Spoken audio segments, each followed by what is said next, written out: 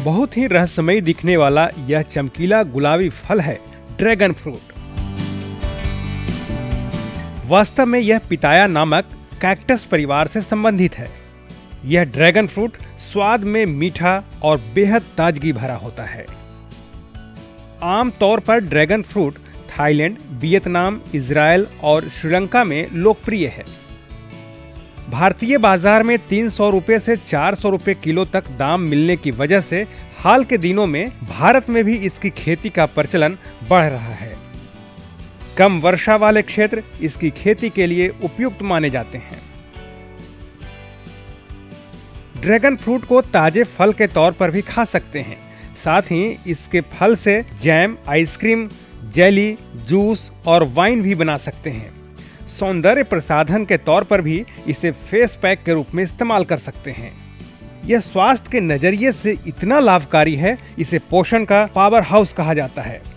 माना जाता है कि यह बुढ़ापे का असर कम करता है, मधुमेह, कोलेस्ट्रॉल, अस्थमा को भी नियंत्रित करने में मदद करता है। साथ ही साथ हृदय के रोगियों के लिए यह एक उत्तम आहार है और इसे एंटीऑक्सीडेंट का उत्तम स्रोत भी माना जाता है। अच्छे बाजार मूल्य मिलने के वजह से भारत ही नहीं, बिहार की धरती पर भी इसकी खेती का प्रचलन अब बढ़ रहा है। बिहार में किशनगंज जिले के एक किसान इसकी खेती सफलतापूर्वक कर रहे हैं। औषधीय गुणों और लाजवाब स्वाद के कारण भारत में इसकी मांग भी खूब बढ़ी है। फिलहाल भारत में इस चमत्कारिक फल की आपूर्ति थाईलैंड, मलेशिया, वियतनाम और श्रीलंका से हो रही है, लेकिन यह मांग के अनुसार 95% तक आयात ही किया जाता है। इसलिए भारत में अनुकूल जगहों पर इसकी खेती काफी लाभदायक सिद्ध हो सकता है। तो आइए अब बात करते हैं कि आखिर कैसे करें ड्रैगन फ्रूट की खेती। वैसे तो इसकी जो जन्मस्थली है, जो नेटिव प्लेस है, साउथ और सेंट्रल अमेरिका है और बहुतायत पैमाने पे अगर इसकी खेती की बात की जाए तो ये वियतनाम, इजराइल, श्रीलंका, मलेशिया में इसकी काफ़ी जो है इसकी खेती का प्रचलन अभी सामने आया है। और हमारे देश में जैसे हम अभी ठाकुरगंज में हैं, किशनगंज ज़िले में हैं, बिहार में हैं, इसी तरह से जैसे गुजरात में, कुछ झारखंड में 2-3 किसान इसकी खेती की तरफ जो है बढ़ रहे हैं।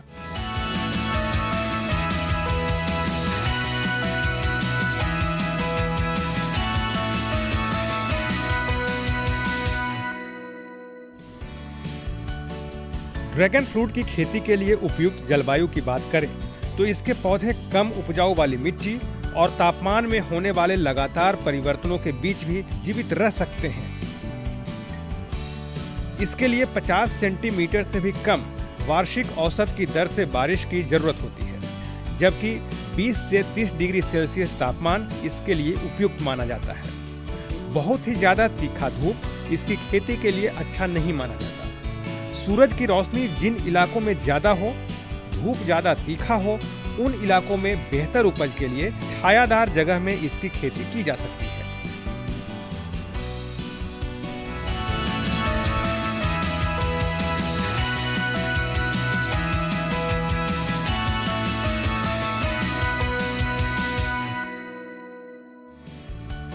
आमतौर पर ड्रैगन फ्रूट 3 प्रकार के होते हैं। पहला सफेद रंग के गूदे वाला लाल रंग का फल, दूसरा लाल रंग के गूदे वाला लाल रंग का फल और तीसरा सफेद रंग का गूदा वाला पीले रंग का फल। इन सबों में दूसरा लाल रंग के गूदे वाला लाल रंग का फल ज्यादा लोकप्रिय है, जिस कारण इसका बाजार भाव भी अधिक मिलता है।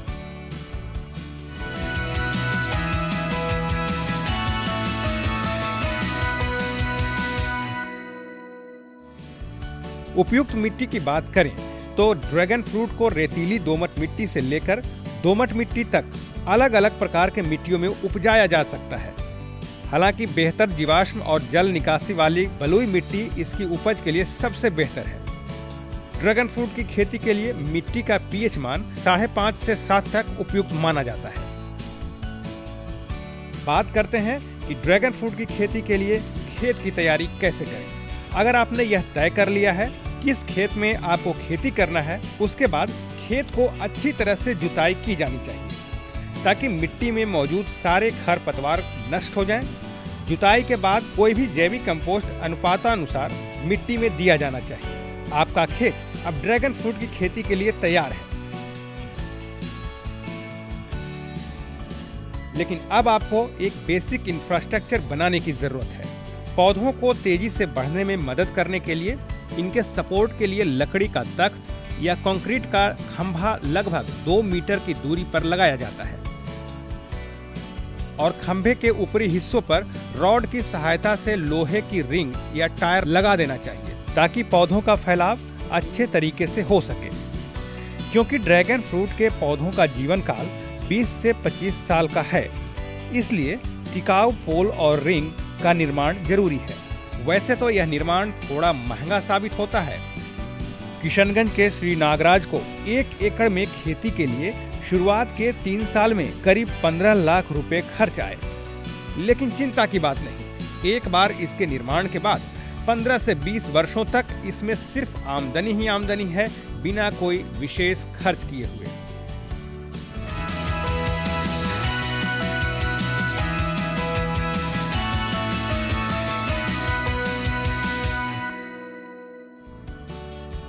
बेसिक इंफ्रास्ट्रक्चर बन जाने के बाद अब बारी आती है ड्रैगन फ्रूट के पौधों को लगाने की।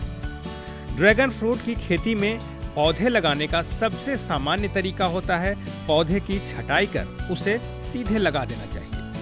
हालांकि बीज के जरिए भी इसकी बुआई की जा सकती है, लेकिन बीज पनपने में लंबा वक्त लगता है और मूल पेड़ के गुण उस पौधे में आए इसकी कोई गारंटी भी नहीं रहती।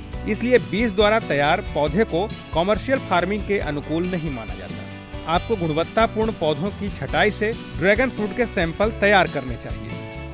तकरीबन 20 सेंटीमीटर लंबे सैंपल को खेत में लगाने के लिए इस्तेमाल करना चाहिए।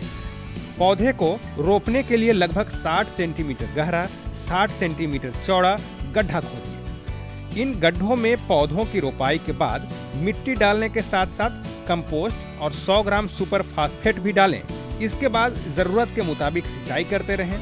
यानी मिट्टी में नमी हो तो सिंचाई की जरूरत नहीं है, अगर मिट्टी में नमी नहीं है तो आप हल्की सिंचाई जरूर करें। इस तरह से 1 एकड़ खेत में ज्यादा से ज्यादा 1700 से 1800 ड्रैगन फ्रूट के पौधे लगाए जा सकते हैं।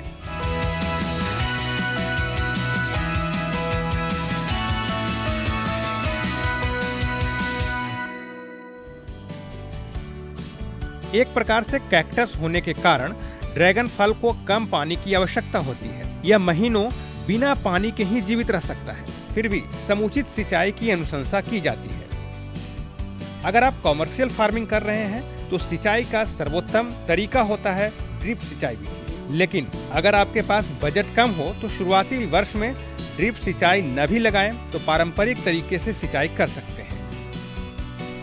प्रतिदिन लगभग 1 से 2 लीटर पानी प्रति पौधा गर्मियों में या सूखे के दौरान देना चाहिए। आपकी मिट्टी, जलवायु और पौधे के स्वास्थ्य के आधार पर पानी की आवश्यकता बढ़ या घट सकती है, जिस पर कि आप नजर बनाए रखें।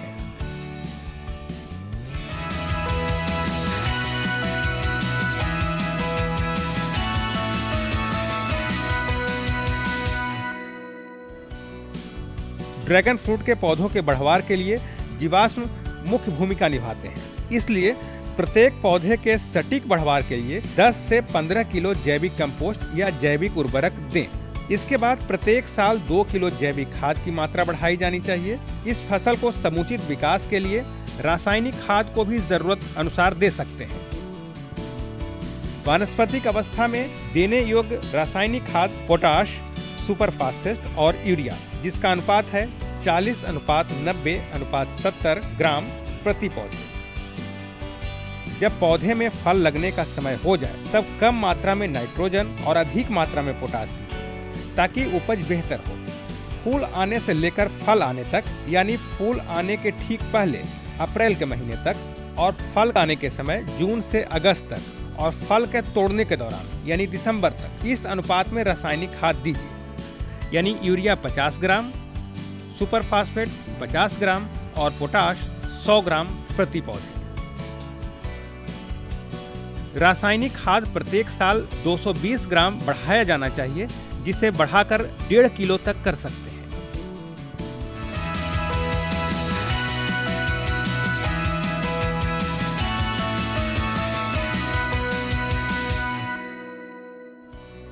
अच्छी बात तो यह है कि ड्रैगन फ्रूट की खेती में अभी तक किसी तरह के कीट और रोग का प्रकोप नहीं देखा गया है। किसी भी अवस्था में पौधे में किसी भी तरह की बीमारी होने के मामले भी नहीं आए हैं। पेस्ट डिजीज लगता ही नहीं है।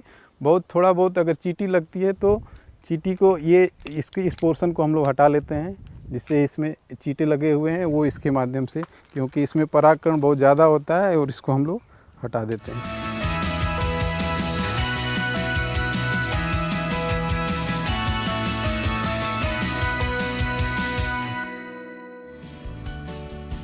फूल आने के 1 महीने के बाद ड्रैगन फ्रूट को तोड़ा जा सकता है। पौधों में नवंबर महीने तक फल आते हैं। इस अवधि में एक पेड़ से कम 6 बार फल तोड़ा जा सकता है। फल तोड़ने लायक हुए हैं या नहीं, इसको पहचानने के लिए फलों के रंग से समझा जा सकता है। कच्चे फलों का रंग गहरे हरे रंग का होता है, जबकि पकने के बाद इसका रंग लाल हो जाता है।